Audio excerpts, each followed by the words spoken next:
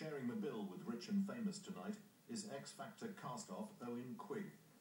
Is that Owen? Hello, how are you? My name is David Van Day. How do you do? Pleased to meet you. Of course, with my beautiful wife, Moxley. Nice to meet you. Yes. Are you excited about your gig tonight? Yeah, you know. Pretty nervous, but yeah, can't wait. Good. Oh, The show must go on. there's a skid here. We're here in Real Stars, right? And so we were in the right place.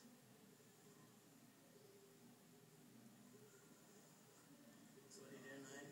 You doing much? It's difficult, you know. Yeah. You have a pop star's life. You won't believe it. You do get bored with it. We get blasé about it. You shouldn't do it. I think I got a bit blasé about it. Of course, then it goes away, and then after a few period of time, a few years, you miss it, and you want it back again. And I don't know if he actually wanted a lecture tonight, though, darling. no, he's probably emailing his, doing his girlfriend in or something. So. Okay,